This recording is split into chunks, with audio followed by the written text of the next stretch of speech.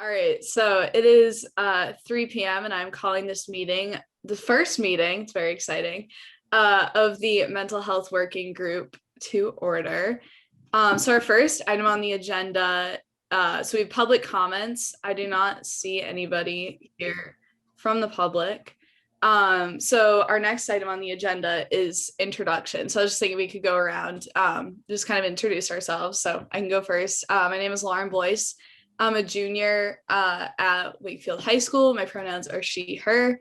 And I'm the vice chair of the Wakefield Youth Council. I'm so excited to have this opportunity to work with the Galvin student support, and we're also working with the high school guidance department, just to, kind of understand where our peers are at, and try to help the best way that we can.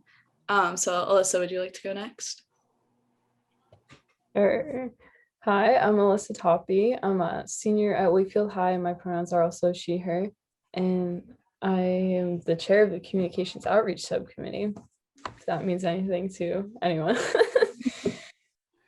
But yeah, I'm super excited that we get to involve you guys in our mental health work. Awesome. Ollie, would you like to go? Okay, thank you. So I'm Ali Atwi. My pronouns are he, him, and I'm an 8th grader at the Galvin, and I'm really excited to be working with everyone here. Awesome. Nick? Hi, my name is Nick Polari. I'm a junior at the high school. My pronouns are he, him. I'm a member on the Wakefield Youth Council, liaison to the Wakefield Police Department, and I'm also on the Environmental Sustainability Committee. And I'm super excited to be working with this group. Awesome. Jack, do you want to go? You ready? Sure, yeah, sorry. I literally just got from school. My name is Jack, he, him, senior at St. John's Prep. I am the chair of the Wakefield Youth Council, and I'm super pumped to work with everyone. This is some super exciting work and some really important stuff, so I'm really pumped. Cool. All right, Miss Hart, would you like to go? Yes, hi, my name is Mrs. Hart. I am a school psychologist and counselor at the Galvin Middle School. I primarily work with 5th grade, but I've been working a lot with student support on mental health initiatives for the Galvin Middle School. So thanks for having me. Awesome. And Mr. Cedrone. All right, Mr. Cedrone, school counselor at Galvin Middle School, 7 or 8 years now. I usually work with upper house, 7th and 8th grade. This year I'm 7th, and next year I'll rotate up to 8th. And love talking to you all and students anytime, especially about mental health issues. So awesome. Yeah, so before we start, I think the next item, I have a presentation, but before we start, thank you both for being so open to working with us. I just think what we're doing is so important, especially during COVID, where it's just a really hard time. I think anything that we can do to support our peers, we're going to do. It's great that we have adults to kind of help guide us through this. All right, so I'm going to share my screen. Let's see. And we are going to have our little presentation on the survey results that were shared with us. I know you guys have probably looked at this and definitely in a more professional view than we have. But this is just kind of our interpretation and our suggestions of next steps on the issues in the areas that need improvement. So yeah, without further ado, I forget who I said has the first slide, but I'm sure you all know, so go ahead. So these are the positive results of our survey. So more than 76% of students, which is 478 responses from students, reported enjoying their classes more or equal to previous years. And this is largely due to smaller class sizes, less time actually being in the school building, being able to develop new learning skills, and in some cases having stronger connections with teachers than in years past. Sorry, I don't know why it's not letting me switch. Aha, here we go. Okay. So 79% of students reported that they are feeling feeling connected to their teachers more than or equal to previous years, which shows a larger level of understanding and a same storm, different boat kind of situation. Yeah. So 84%. Oh, I miscounted. You're sorry. You go. It's okay. 84% of students out of a total of 510 students reported feeling happy with their grades, more than or equal to previous school years. 83% of students out of 522 total students reported remote learning has stayed the same or gotten easier for them in terms of difficulty. And 81% of 510 total students reported feeling motivated to do well in school, more than or equal to previous school years, based on the current learning model that works best for them, better teacher connections, and since they have access to more time for extra help. So these are the areas that we think could kind of use improvement. So on the left side of your screen, you'll see the common contributors that we kind of identified, and then our tips to improve these issues. So yeah, what we saw is that 22% of students reported that they were worrying about their health more than previous. That can obviously, because of we're in a pandemic, it's not just their mental health but their physical health as well. And 34% of the students reported that they're worrying about family or friends more than they were in previous school years. And these worries can contribute to individual and family health, mask wearing, social distancing, and sanitation. And our tips are all, or kind of our suggestions, that we ensure all students and staff are following safety protocols. So it's masks, 3 feet in classroom, 6 feet at lunch, and providing ideas of ways to set boundaries to ensure comfort levels are being respected, no matter if you don't really care if people close to you or if you want people farther away. Make sure you set clear boundaries. About 42% of students, or 264 responses, showed that students felt more stressed about school this year compared to previous school years. And we kind of identified the different routine and schedule that's kind of constantly shifting, especially now with students going or planning on going back full time very soon. Health concerns and increased isolation, all as factors that contributed to this stress, especially about school. And some tips, just asking students what can be done to help, even if it's just the whole grade and you get a general theme, like that's always helpful, especially from a student perspective, to ensure all protocols are being followed, again, from the last slide. And this is also something we saw with the high school results, where protocols kind of seem to need to be enforced a little bit more, and stronger support from teachers and staff, whether it's academically or emotionally, because that obviously impacts academics as well.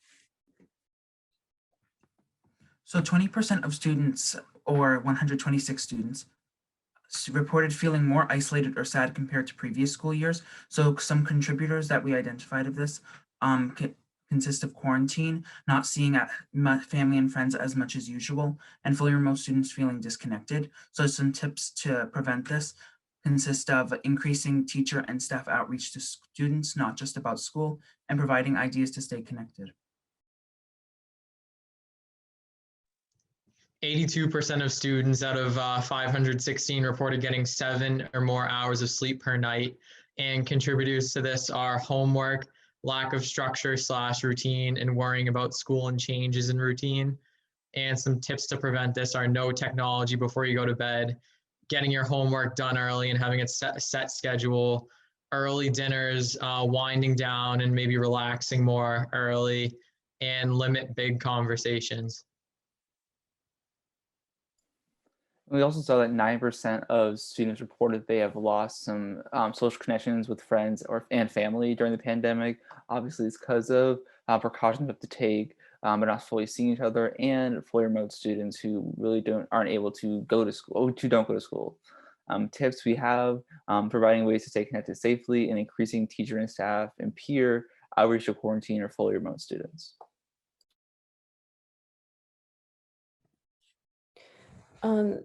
There's also the question of the top 3 things that are difficult about Zooms. And obviously Zoom has become an essential part of school, so it's really important to make sure students have the ability to concentrate. And it seemed that common responses were being distracted by phones or other tabs, and technology issues, like if Zoom's not working or if their Wi-Fi is down. And some tips we have is to create a phone station for Zoom calls, so it's not even the potential for a distraction, and to find a working space somewhere in your house that's quiet and comfortable, and you can do your work efficiently without distraction. So this question asked the students if they think that they are managing their stress during the pandemic in a healthy way. So 55.8% or 351 students think that they are managing their stress in a healthy way, and 36.3% or 228 students are unsure if they're managing their stress in a healthy way, and about 8.9 or 56 students are not believe that they are not managing their stress in a healthy way. So some tips that can help kids manage their stress in a healthy way consist of providing suggestions for healthy coping skills and having students talk with their peers on how they cope so others can gain ideas and input. So this question asks, on an average day, how many hours do you spend on screens like your phone, computer, TV, or etc., which is not on a school Zoom? So for the responses, 1 hour or less, 8.7% of responses, or 56 students, said they spend on an average day an hour or less. 19.8%, or 124 students, said they spend 2 hours. 21.1% said they spend 3 hours. 24.1% said they spend 4 hours. 12.2% said they spend 5 hours, and 14.1% of students said they spend 6 hours or more. And some tips to help with this are screen time limits on a device, not having technology in bed or right before you go to bed, and finding ways to relax by not using technology. All right, so I think that's all we have for data. So then just some takeaways. I think the responses were relatively positive. They were definitely a lot better than the high school ones. So I feel like that's such a true testament to the work that you guys are doing. But there are areas that need improvement.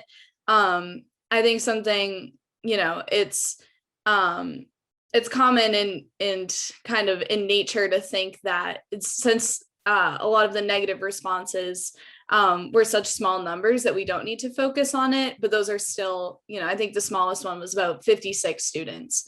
It was 9%. And though that is a small group of students, that's about like half of the team, if you think about it. So I think it's just so important that we, think of these as students and not numbers and data. I think teacher connections can help with a lot of these issues that aren't school related. So if a student is in quarantine, it's not like just, hey, this is the work that you need to do, get it done by this date. It's more of like how are you doing? Is there anything I can do to help? Or teacher connections that aren't school related at all, whether students are quarantined or not, talking about March Madness or something like that interests students that aren't, at all attributed to school. And then the last thing is providing resources to students and parents to kind of understand, how we can help each other. So how parents can help their students or their kids, and how students can help each other. Because I think that, a huge step in the right direction with combating these issues is having conversations, whether they're uncomfortable or not. It's just such an essential part. So I believe that is all we have for the slideshow. And then next, I just kind of want to talk about our reactions, and then as student support staff members, your reactions to this data, and then next steps. And I think I'm going to call on Ali a lot, being the only middle schooler here, and he's in a unique position of being fully remote too. So I think he can give us such a great perspective for that. So Mr. Sidroni, Ms. Hart, what were your reactions, kind of seeing this data? I'll start. I'm going to be honest. I was actually really surprised at how positive some of the data was. I was fully expecting to see kids report feeling much less connected to school. I know personally, like I feel less connected to school this year. Only being in the building 2 days a week, I feel less connected to my coworkers. I feel less connected to the students. It's crazy. I feel embarrassed half the time because I'll meet a student in person with a mask on, and then I'll see them on Zoom, and it's kind of like dark, and I only see their head. And then like maybe, I don't know, I just, it's almost like hard to recognize kids half the time when you're meeting new kids. If you've got an established relationship, it's one thing, but So it's certainly an awkward year, but I expected much more reporting of not feeling connected to the building. I also reported a lot more, I anticipated a lot more kids saying they felt more isolated and not feeling, I don't know, happy with their grades or things like that. So it was really good to see, I thought, that a lot of the positive reports that kids are feeling they're doing as well or better than previous years. I think that's a testament to our teachers. You know, I know Mr. Colantoni and administration really wanted to start the year off with baby steps, you know, with hybrid learning, you know, especially for middle schoolers. It's such a hard, you know, skill set to kind of tap into about organizing from home and motivating independently from home. So I think Galvin did a really good job starting slow so kids could kind of get used to hybrid learning and doing academics, you know, a little more independently than usual. So I was really happy with those reports. You know, all in all, I know we're also giving out the YRBS, the Youth Risk Behavior Survey. We're going to be giving that out at Galvin, I believe, in about 2 weeks, right before vacation.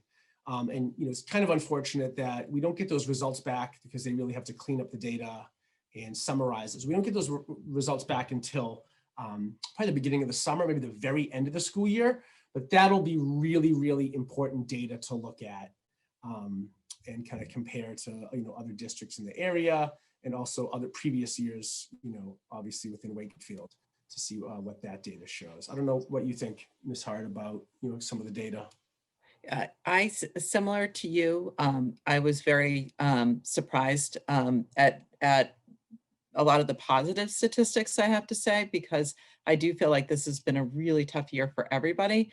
And I work primarily with the 5th grade, and what a tough year to transition to the 5th grade or to the 9th grade to get used to a new school and new people and all of that. So, so I'm actually very pleasantly surprised by a lot of the data.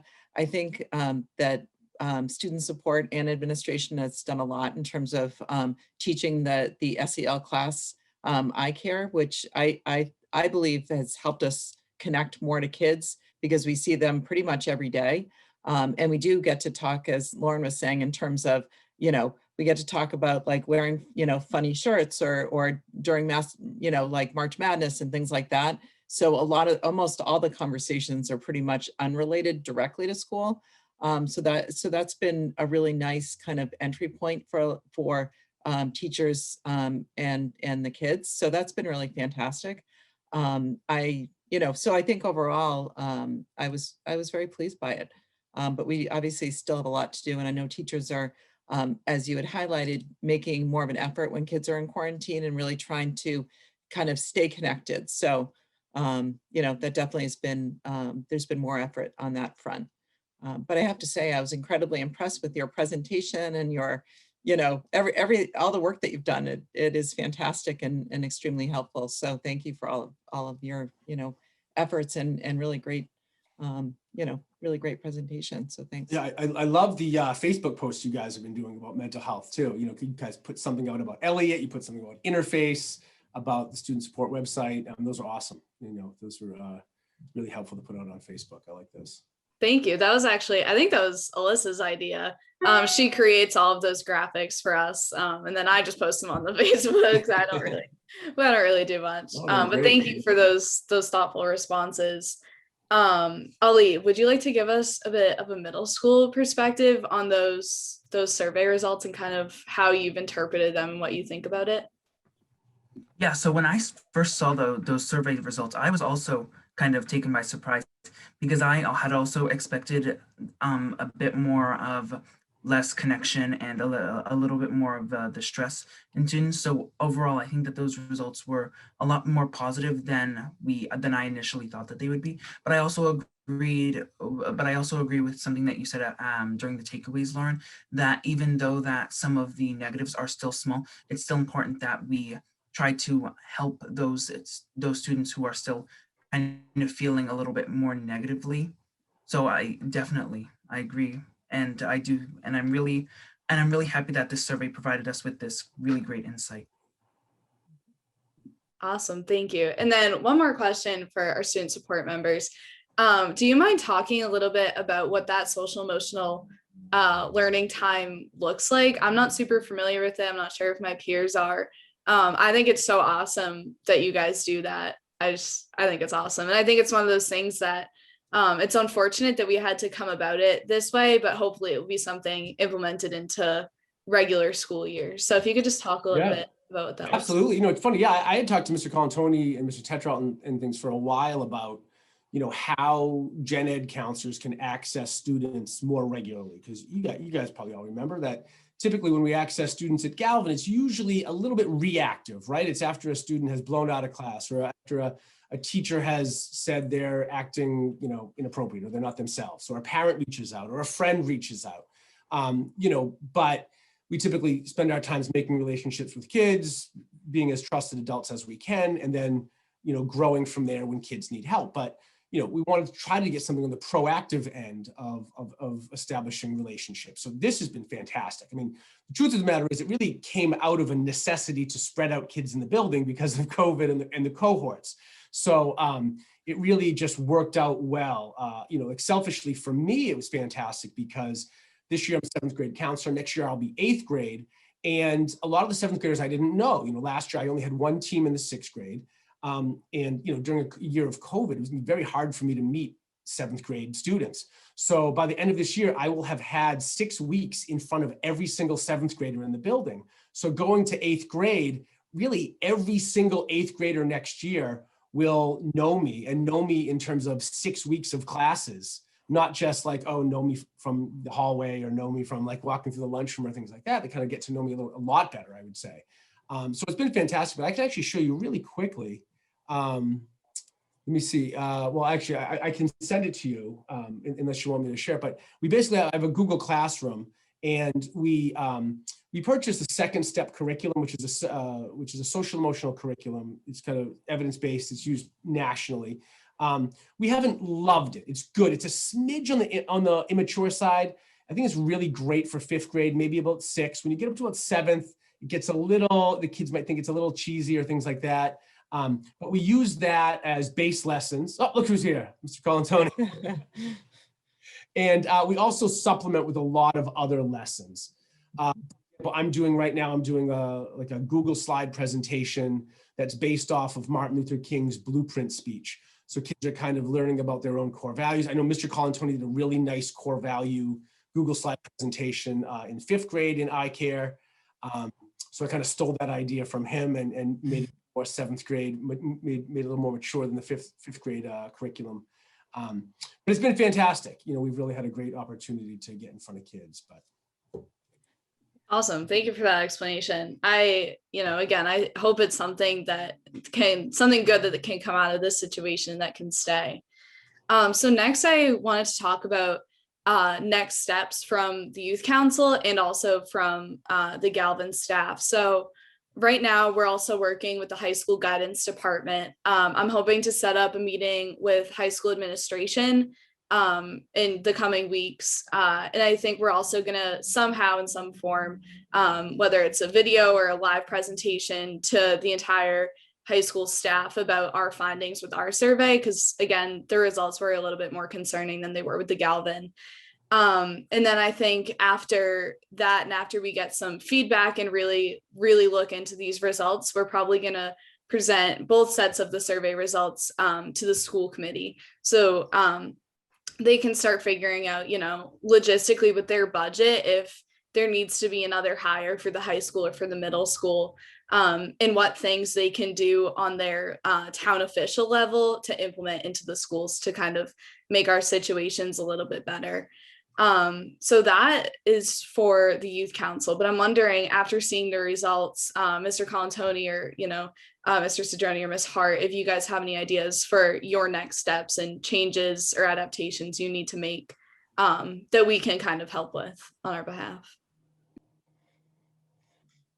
I'm sorry I'm a little late, guys. I was playing catch, actually, playing baseball catch with a friend, trying to make a comeback this year. So what survey, Lauren, specifically? Well, the one that just went out last week? Our middle school mid-year pulse survey that we gave. Okay. Yeah. Yeah, the youth council reviewed it and checked it out. And they just presented a really nice slide slideshow summarizing the results and giving some tips. And they just kind of we were just reviewing kind of our impressions of the survey. I think, kind of all in all, we all agreed that the findings were actually, more positive than we had thought. Maybe, we were worried that they were going to be a little darker, but they were good. They also told us that the high school survey was more concerning, which I think that would be my guess. I would anticipate that the high school kids were a little more isolated, a little more apt for unhealthy coping strategies, right? A little more stressed. So I guess they're kind of now thinking about next steps, future, what now? I know, Mr. Colantoni, we've talked a little bit about doing our best. I mean, still in the early end now, but doing our best to keep some form of eye care next year, whether it is, less frequently or maybe just in the 5th grade or some sort of, I know I would love it. I'll probably be in 8th grade next year. I would love to maybe we get a marriage with student support in the health classes and maybe we push in there some places or whatever. Yeah, they're just kind of looking for next steps in terms of action. I know they mentioned talking to school committee about supporting, mental health and social emotional work moving forward, which we always do. And something else that you talked about too is in terms of connecting that even if some of the numbers were small in terms of the kids being distressed, what was good about the survey too is that students did have the opportunity to write in their name. And we checked in with a lot of students individually that may have been feeling isolated. So that was also helpful to connecting with people individually and kind of checking in to see how we can support them. So that was really helpful because I've actually started to see some of the students that did identify themselves in the survey. So. Yeah, it's hard to kind of think about. So actually bringing everyone back to the Galvin in April is going to be a great opportunity for us to kind of see what the needs of kids are for the last 8 weeks of school, for us to think about next year. Because really an opportunity to reimagine things a little bit for what our students need. We're certainly going to have to consider how to bring advisory back. We'd like to keep the eye care piece in there. Something we talked about with our staff here yesterday was that when everybody thinks of social emotional learning, they go right to the counselors in the school. And like, how do we train our teachers to be kind of the first line of defense to kind of support kids, right? So it's not just here's a pass to the counselor and there's a line of 50 kids waiting to see Miss Hart or someone at the high school. So what are some kind of like entry-level skill sets our teachers can learn around social emotional mental health to kind of at least be that first kind of trusted adult on the front line, because you spend all your time with your teachers, classroom teachers. So, and I think there's an appetite for the teachers in the district who want to learn more. We haven't had a chance and we haven't focused on it as a priority. So, maybe that's something, if you guys have a platform to, kind of think about communicating, is really supporting our teachers in the classroom. Because really, my philosophy is all learning is social and emotional. Think of the best learning you've had as kids is with the teachers you felt most connected with, and the teachers you have the best relationships with, and the classrooms you felt the most emotionally safe in, right?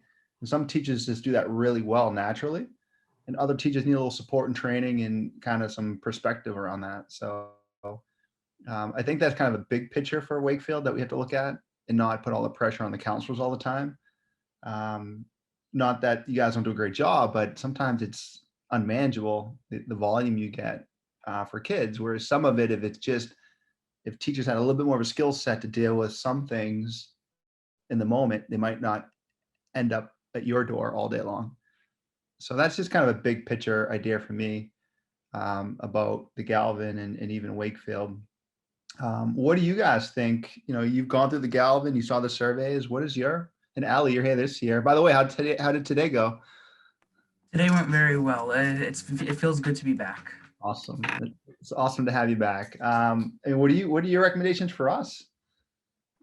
So I think that you put it that how you said what you could do is what you said was how you said it very well, and a lot of things are things that we can do to make things better are exactly what you said. More teachers, helping teachers with those skills like that's a really good way to help with these problems that we're having right now.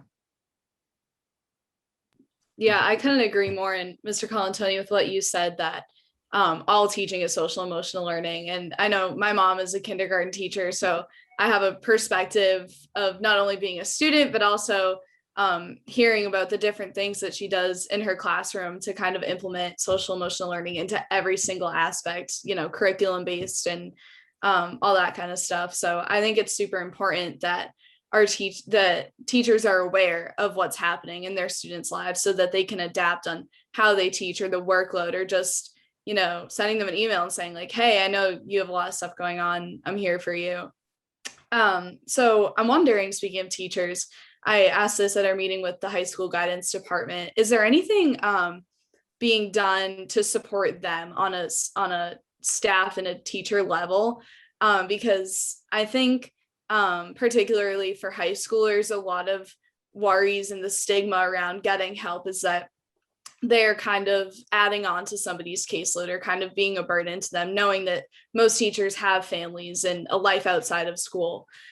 So to ensure that, you know, not everybody feels like this, is there any like professional development or just support in general that's happening right now with teachers? It's okay if there's not, I'm just wondering.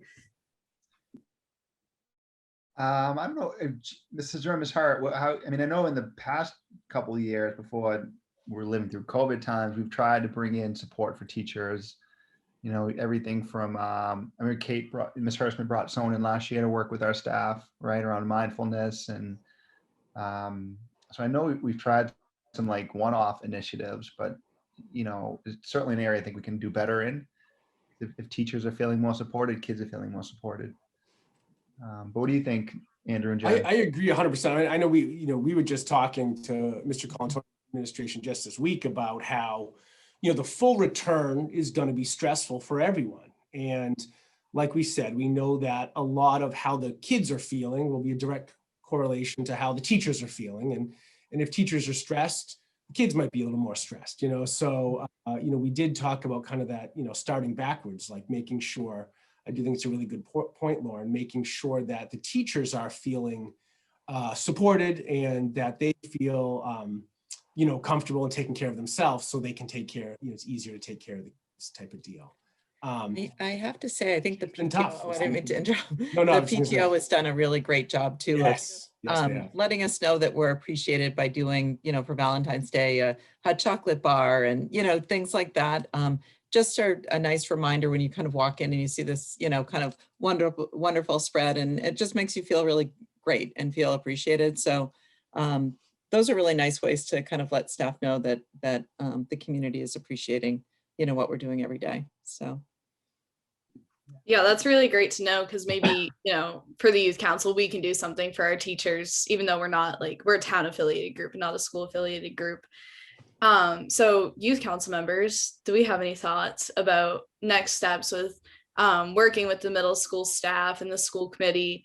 What are our thoughts? I can go. I haven't gone to Wakefield. I left in 7th grade, so I have a different perspective on kind of how my school's dealing with it. And I do think that just getting the school committee support on a larger mental health initiative is super important. At my school, we've been doing a lot more regarding mental health. We have more days off. We have a lot of meetings discussing it. I meet my guidance counselor a few times a month, which everyone has to. So I think that has been a really big thing that's helped a lot of the students in my school, at least, to feel more connected. I think overall, just getting the support from administration and the school committee just to get people to talk. And because once kids start talking, I've realized that they really are more likely to get support and get help for what they're feeling stressed, depressed, anxious. I felt all of those this year. But yeah, it's been super helpful. I think overall, getting the support just in general will be really helpful to all students, middle schoolers, high schoolers, whatever. Awesome. I actually like what Jack was saying, because it's kind of related to what Mr. Colantoni was saying in terms of bringing advisory back, which is a really nice way to bring our school community together. And you follow that group. So I think we did it for 1 year, and I think it would be fantastic to bring that back, because it's just a really nice way, you know, to make connections, both with having a trusted adult, but also with other peers that you may not be in the same classes with. So. Yeah, I couldn't agree more. So for the high, I know I keep like going back to the high school. It's just that we're a little further along in our process with them.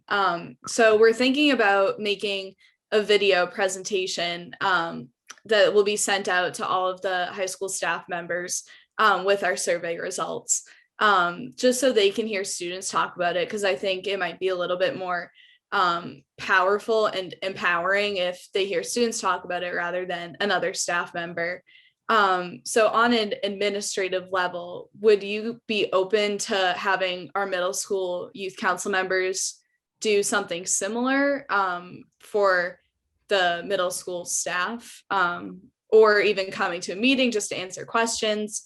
What are your thoughts on that? I would love that. And I don't want to put pressure on a timeline or anything, but our next staff meeting is April 5th.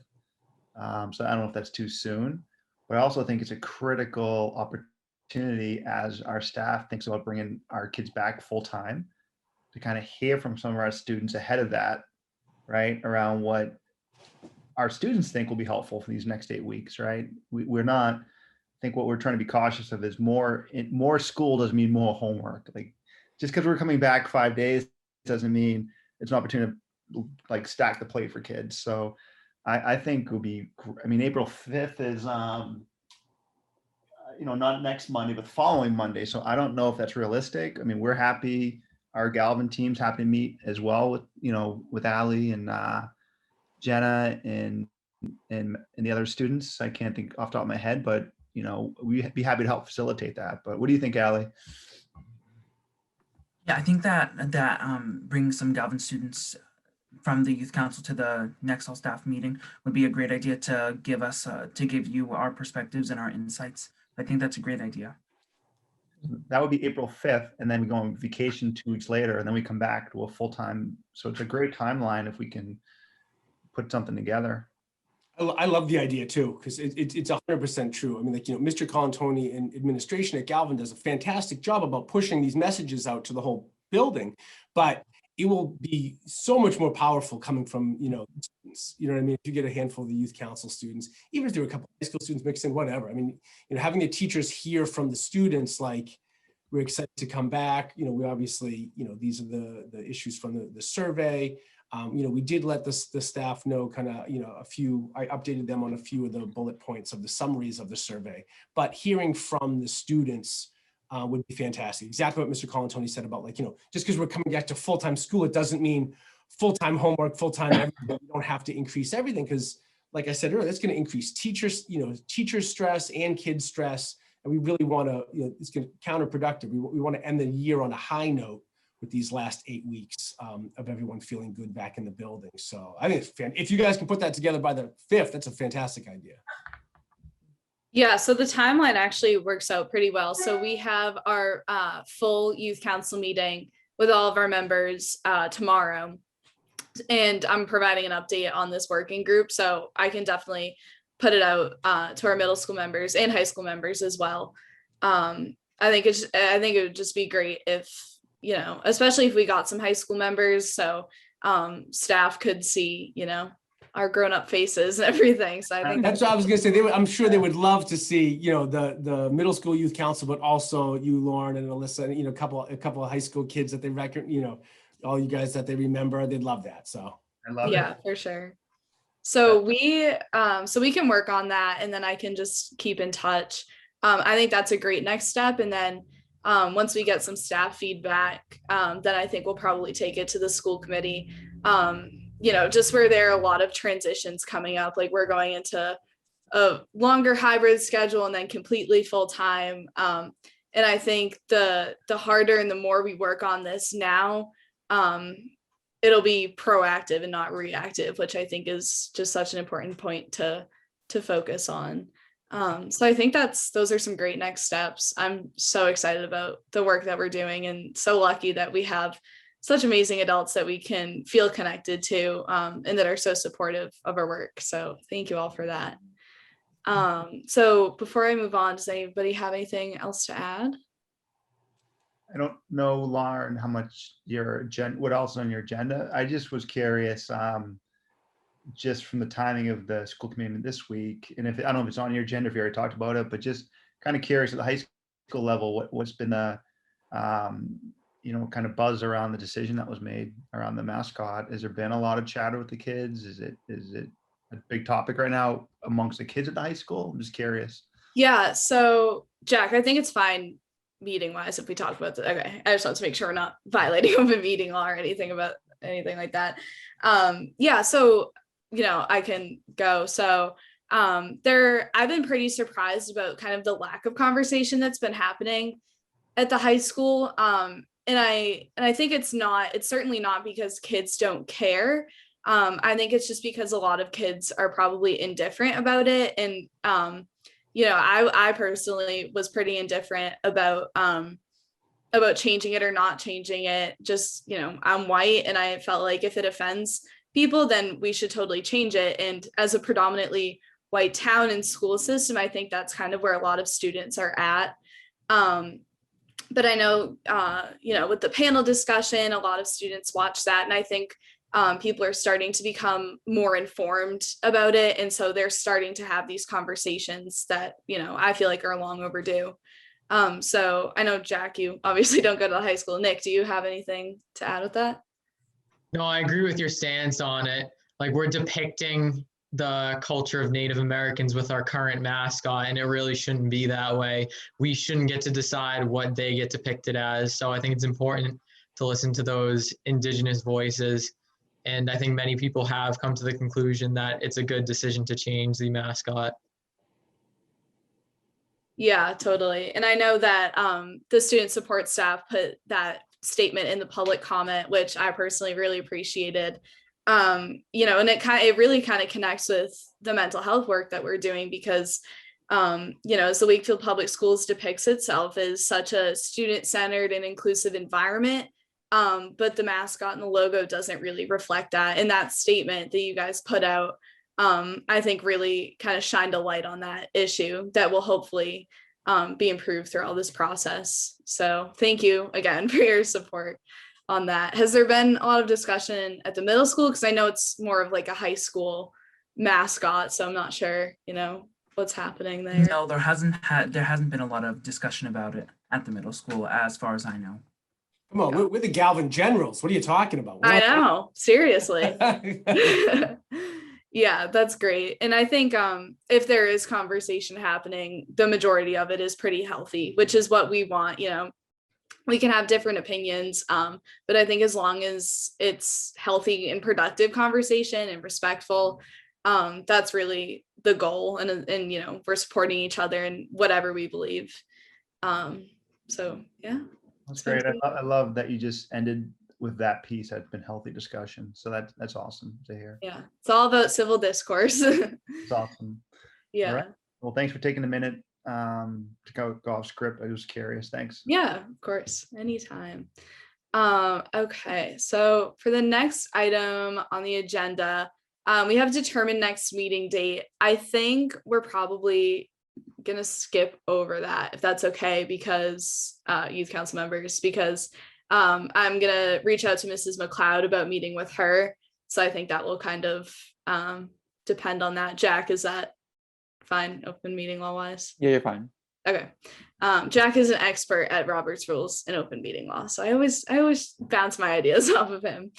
All right, so then we have other business not reasonably anticipated, and then adjournment. So does anybody have anything else to add?